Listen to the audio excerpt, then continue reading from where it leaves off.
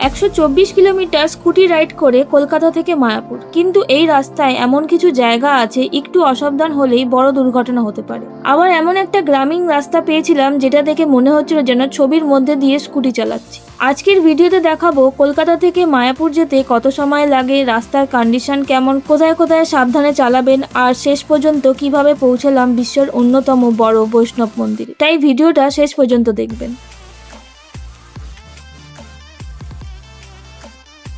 আজ সানডে, ঘড়িতে সকাল 5:45 বাজে আর আমরা বেরিয়ে পড়েছি কলকাতা থেকে মায়াপুর স্কুটি নিয়ে। মোট দূরত্ব প্রায় 124 কিলোমিটার। আমাদের পুরো জার্নির এক্সপিরিয়েন্স আপনাদের সঙ্গে শেয়ার করব। চলুন শুরু করা যাক।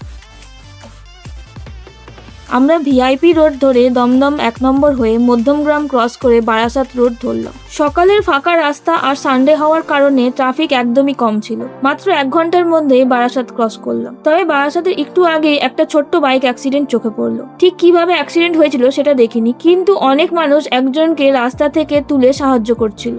এই জায়গায় একটাই কথা বলবো, আপনারা যারা বাইক নিয়ে লং রাইড করেন, স্পিডের থেকে সেফটি অনেক বেশি গুরুত্বপূর্ণ। জীবন থাকলে আরো অনেক বেশি রাইড করতে পারবেন। তাই সবাই সাবধানে গাড়ি চালাবেন। আর যদি এই ধরনের বাজেট ট্রাভেল আর বাইক রাইড ভিডিও ভালো লাগে তাহলে আমার চ্যানেলটা সাবস্ক্রাইব করে পাশে থাকবেন।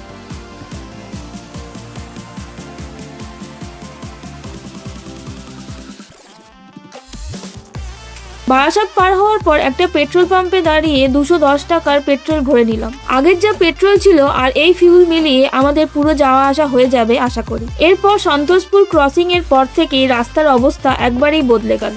অনেক জায়গায় রোড রিপেয়ারিং এর কাজ চলছে। বিশেষ করে কামদেবপুর, সোনাডাঙ্গা, আমডাঙ্গা এই এলাকাগুলোতে রাস্তার উপর অনেক পাথর আর খোয়া পড়েছিল। বৃষ্টির জন্য রাস্তার অবস্থা আরো খারাপ। তার মধ্যে বড় বড় ট্রাক আর শিলিগুড়ি যাওয়ার বাসগুলো এখান দিয়েই যায়। একটু স্পিড বাড়ালেই বাইক স্কিড করে অ্যাক্সিডেন্ট হওয়ার সম্ভাবনা আছে। তাই আমরা খুব ধীরে ধীরেই রাইড করছিলাম। এই খারাপ রাস্তা চললো প্রায় বড় জাগুলি পর্যন্ত।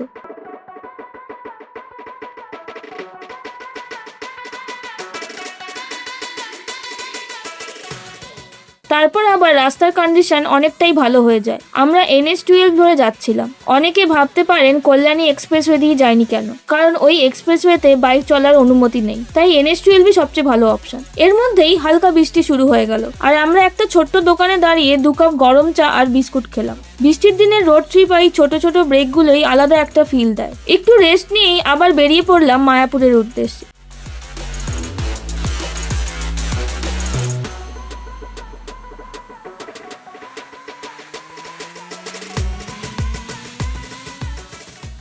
অনেকটা রাস্তা যাওয়ার পর রানাঘাট ব্রিজ ক্রস করলাম। এরপর আমরা ঠিক করলাম হাইওয়ে ধরে শান্তিপুর হয়ে কৃষ্ণনগর না গিয়ে গ্রামের ভেতরের রাস্তা দিয়ে যাব, কারণ তখনও হালকা বৃষ্টি হচ্ছিল। ব্রিজ থেকে নেমে ইউটার্ন নিয়ে বীরনগর হয়ে তাহিরপুরের রাস্তা ধরলাম। আর সত্যি বলতে এই ডিসিশনটাই ছিল পুরো রাইডের সবচেয়ে সুন্দর অংশ। চারিদিকে সবুজ গাছপালা, ছোট ছোট গ্রাম, নির্জন রাস্তা, কোনো ট্রাফিক নেই, কোনো হর্ন নেই, শুধু ঠান্ডা বাতাস আর বৃষ্টির আবহাওয়া। মনে হচ্ছিল রাস্তা যেন আর শেষ না হয়।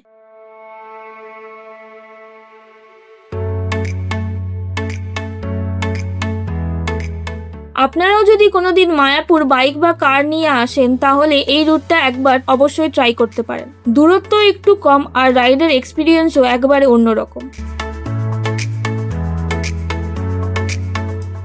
তাহিরপুর ক্রস করে একটা ছোট্ট দোকানে আমরা ব্রেকফাস্টের জন্য দাঁড়ালাম। গরম গরম রুটি আর ঘুগনি আর সঙ্গে ডিম সেদ্ধ। রুটি আমাদের সামনে ফ্রেশ বানিয়ে দেওয়া হলো। দোকানের মানুষের ব্যবহারও খুব ভালো ছিল। খাবারের টেস্টও দারুণ। আর সব মিলিয়ে আমাদের ব্রেকফাস্টে খরচ মাত্র 55 টাকা। এরপর আবার রওনা দিলাম মায়াপুরের উদ্দেশ্যে। বাতকুল্লা আর জালালখালি ক্রস করে কৃষ্ণনগর হাইওয়ে ধরে এগোলাম। এরপর এই ওভারব্রিজের নিচ দিয়ে ডান দিকের রাস্তা ধরতে হবে।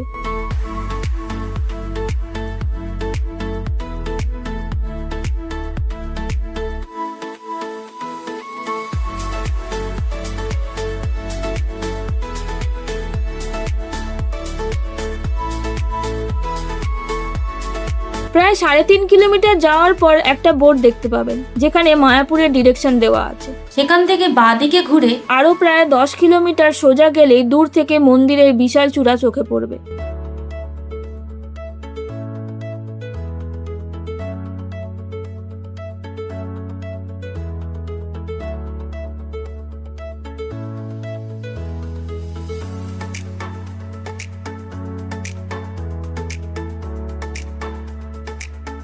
মন্দিরের পাশেই পার্কিং এর ব্যবস্থা রয়েছে। পার্কিং চার্জ বাইক বা স্কুটিতে 30 টাকা, গাড়ি হলে 50 টাকা, অটো হলে 60 টাকা আর বাস হলে 300 টাকা।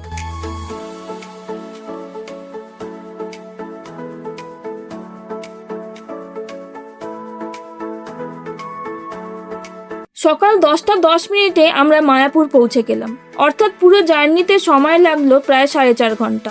গাড়িটা পার্কিং এ রেখে টিকিট কেটে আমরা হাঁটতে হাঁটতে মন্দিরের দিকে এগোলাম, কিন্তু আসল সারপ্রাইজ তো এখনো বাকি। পরের পর্বে দেখাবো মায়াপুরে সারাদিন কি কি দেখলাম, নতুন টেম্পল অফ ভার্ডিক প্ল্যানেটের ভেতরে কি কি আছে, গদা ভবনের ভোগে কি কি ছিল, আর পুরো মায়াপুর এক্সপিরিয়েন্স।